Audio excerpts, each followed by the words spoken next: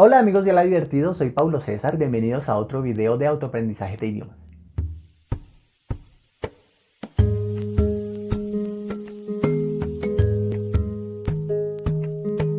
En mi trabajo como profesor muchas veces al hacer evaluaciones orales o escritas he encontrado que los estudiantes producen un texto y es muy evidente que al momento de producirlo estaban pensando en español. Simplemente organizaron su idea en español y tradujeron palabra a palabra. No necesariamente buscando el diccionario, puede ser a través de conocimientos que ellos tengan ya muy claramente aprendidos, pero la estructura sintáctica me indica que están pensando en español y que el consejo que yo les doy en ese momento es traten de pensar en inglés, creen el contenido en inglés. Apropiense de la estructura sintáctica del inglés aunque no fueran capaces de explicarla, para que la puedan usar, les suene natural y no tengan esa contaminación del español.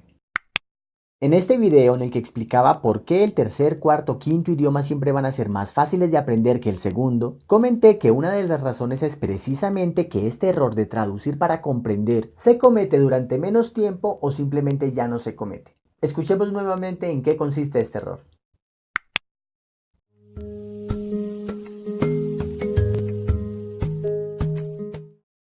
La tercera razón se parece mucho a la primera, pero tiene que ver con cómo comprendo yo los contenidos que estoy escuchando o que estoy leyendo. El camino fácil, el que uno tiene cuando está aprendiendo su primer idioma, es escucho o leo un contenido en un idioma extranjero y en mi cerebro tiendo a traducirlo al español para comprender lo que he traducido. Lo proceso, preparo una respuesta en español que luego voy a traducir al idioma destino y eso es finalmente lo que expreso, bien sea oralmente o por escrito.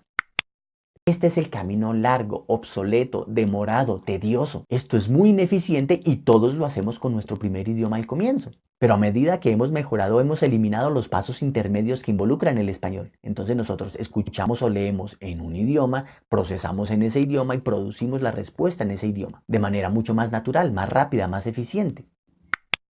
Entonces surge la pregunta, profe, ¿cómo hago para dejar de pensar en español? Pues bien, en el video de hoy quiero compartir las recomendaciones que yo suelo dar. Estas sirven para cualquier idioma que estemos aprendiendo, pero los ejemplos que voy a dar van a ser específicos del inglés. Próximamente grabaré uno sobre este mismo tema, pero utilizando ejemplos del francés.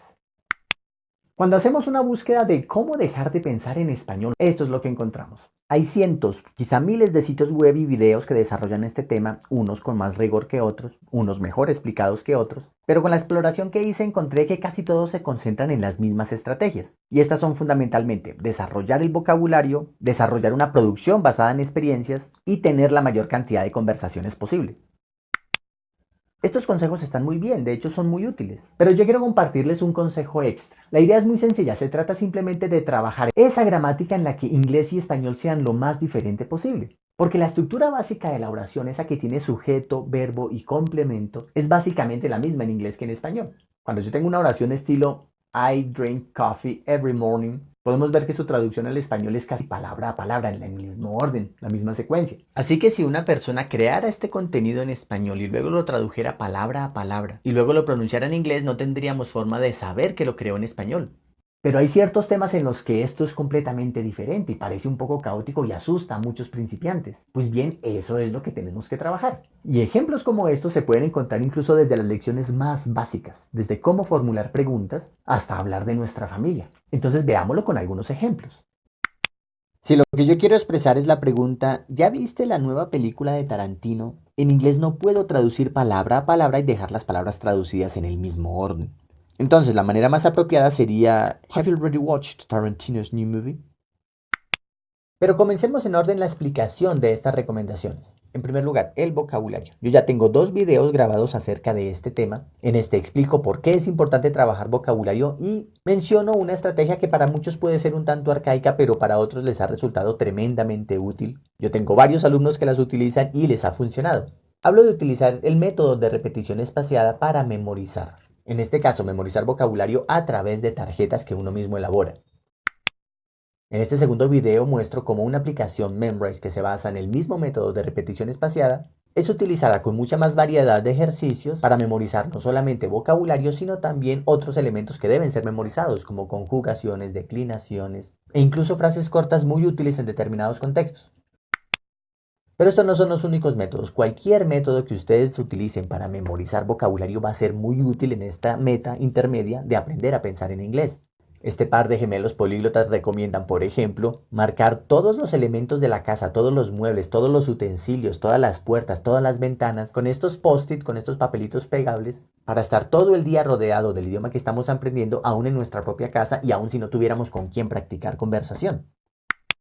El segundo punto es una producción basada en experiencias. ¿De qué se trata eso? Ya que lo más difícil de producir, bien sea por escrito o oral, es crear el contenido per se, porque muchas veces no sabemos exactamente qué deberíamos decir, qué deberíamos explicar, sobre qué deberíamos hablar. Entonces usamos nuestra propia experiencia para crear ese contenido. Por ejemplo, si voy camino al trabajo, camino a casa y empiezo a describir lo que me está rodeando, aparece de súbito una persona, una situación, una casa, e intento describir o su apariencia física o qué es lo que está haciendo. Eso me obligará en tiempo real a crear cierto tipo de contenidos. Naturalmente necesito ya el vocabulario para hacerlo, por eso es tan importante que este sea el segundo punto y no el primero. También puede referirse a contar anécdotas del pasado. Como la anécdota ya sucedió, yo sé quiénes estaban involucrados, qué acciones se hicieron, qué objetos estaban a la mano. Esa anécdota no va a cambiar en el pasado, va a ser siempre la misma. Necesito el vocabulario preciso para describir la anécdota, pero también la sintaxis para crearla de la forma correcta y necesito repetirla, memorizarla para que sea fluida. Y como inevitablemente la anécdota va a estar ligada a lo que yo recuerdo o a lo que yo siento, a las conclusiones que obtuve, de tanto repetirla puedo empezar a sentirla en inglés, a recordarla en inglés, a expresar esa alegría, esa tristeza, esa ansiedad o esa frustración en inglés. La clave es que las anécdotas, bien sean en el presente o en el pasado, me brinden la urgencia, la necesidad de crear el contenido. El tercer punto es tener el mayor número de conversaciones, pero esto a veces es imposible. Por ejemplo, quienes aprenden por cuenta propia no tienen un profesor o no tienen colegas o compañeros de clase con quienes practicar. O pueden no ser ese tipo de personas que buscan en internet, en Facebook, los diferentes grupos de intercambio, bien sea otros hablantes o bien sea estilo tándem en el que yo le ayudo a alguien con el español a cambio de que él me ayude con ese idioma que yo aprendo porque es su idioma nativo. Si alguien tiene todas esas limitaciones, ¿cómo hace para practicar conversación? Bueno, sobre este punto escribí este artículo cuando estaba describiendo mi proceso de aprender italiano por mi cuenta. Naturalmente, si mi meta era certificarme, yo necesitaba crear contenido oral. Y ese fue mi caso. Yo no tenía ni profesores, ni compañeros, ni amigos que hablaran italiano con quienes practicar. Así que lo que hice fue simular una conversación sin la conversación. Yo lo explico con más detalle en el artículo, así que los invito a que lo lean. En la descripción dejo el enlace. Quiero compartirles esta parte del video en el que explico cómo manejé el tiempo cuando estaba aprendiendo italiano por mi cuenta, y lo que hice fue desagregar ese tiempo a lo largo del día para que en pequeños momentos de 5 de 10 minutos yo tuviera la oportunidad de estudiar. En este video voy a describir cómo lo hacía mientras hacía compras, y es un buen ejemplo de cómo crear contenido a partir de experiencias. Lo que yo sugiero es tratar de vivir en el idioma. Es decir, yo tengo que cocinar de todas maneras, tengo que preparar alimentos. Yo puedo hacer esa actividad pensando todo en el idioma que estoy aprendiendo. Allí puedo utilizar algunos verbos, algún vocabulario específico de los alimentos, pero también puedo practicar la conjugación de ciertos tiempos. Y puedo expresar desacuerdos, puedo expresar opiniones contrarias, puedo expresar causas, puedo expresar consecuencias. Ese es un contexto muy real en el que yo puedo aplicar todo lo que he aprendido. Otra tarea con la que me parece muy fácil tener un contexto simulado de inmersión es hacer las compras, porque no solamente voy a practicar el vocabulario de las cosas que voy a comprar, sino porque puedo expresar deseos, puedo expresar dudas, puedo expresar opiniones opuestas y también puedo describir el entorno en el que me estoy moviendo.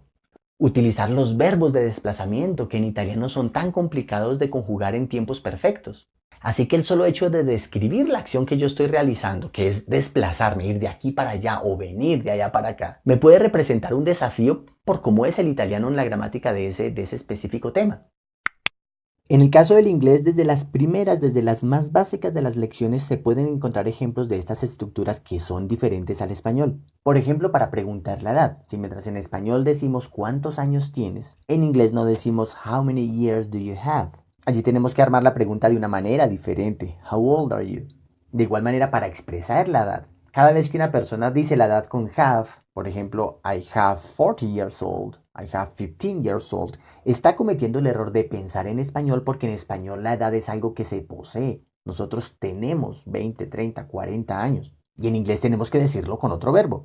Así que un muy buen ejercicio para pensar en inglés cuando estamos en el nivel más básico es preguntarnos y responder edades y ser consciente de cómo es la estructura con la que lo estamos haciendo. Otros temas muy básicos de la gramática del inglés que son diferentes al español y que por lo tanto nos ayudarían mucho en este proceso de comenzar a pensar en inglés, de no pensar en español y traducir para producir, son entre otros el orden de los adjetivos, que en inglés es diferente al español, el posesivo genitivo, la formulación de preguntas con ese verbo to do metido allí sin que signifique nada, simplemente para organizar la estructura. Tema que se complica un poco más si la pregunta es en pasado. Los comparativos, que muchos de ellos se forman añadiendo un sufijo, y eso no sucede en español. Todos estos temas son del nivel básico, así que aunque tengamos un vocabulario muy limitado, tenemos la oportunidad de practicar producción de textos cortos, textos de una oración, eso será suficiente. Pero produzcamos pensando en inglés. En el próximo video voy a mostrar ejemplos concretos de cómo trabajar estas reglas que acabo de mencionar para forzarnos a pensar en inglés. Naturalmente en el nivel avanzado es posible encontrar una mayor cantidad de temas que sean muy diferentes sintácticamente en inglés que en español. Por mencionar unos pocos, los tiempos perfectos, especialmente los perfectos continuos. También los condicionales, la voz pasiva, los gerundios, es todo un universo. Al igual que los phrasal verbs. Entonces de esto se trata. Naturalmente vamos a seguir practicando pronunciación, lectura, comprensión oral, ejercicios de vocabulario, pero en el momento de hacer producción vamos a concentrar la mayoría de nuestros esfuerzos en este tipo de estructuras. Obviamente en un contexto real también tendremos que utilizar las estructuras básicas, las estructuras que son similares al español y estará muy bien. Pero recuerden, cada vez que estemos trabajando estas estructuras que podríamos llamar inusuales, estaríamos pensando directamente en inglés. Nos evitaríamos este camino largo e ineficiente. Y bien amigos, hasta aquí el video de hoy. Espero que esta información les haya sido muy útil y espero que hoy mismo comiencen a pensar en inglés a través de utilizar con mayor frecuencia estas estructuras. Estén pendientes que vienen muchos más videos de autoaprendizaje de idiomas, así que no se despeguen de esta serie y hasta la próxima con Habla Divertido. Recuerden que todos los videos de Habla Divertido tienen su transcripción en el blog habladivertido.wordpress.com. Si les gustó mi contenido y quieren apoyarme para crear más artículos y videos, pueden hacerlo invitándome un coffee a través de la plataforma PayPal. No olviden suscribirse al canal, seguirme en Facebook y Twitter, dejar sus comentarios y preguntas, porque muchas de ellas me servirán para decidir los futuros contenidos del blog y del canal. Muchas gracias por brindarme su apoyo y hasta el próximo video.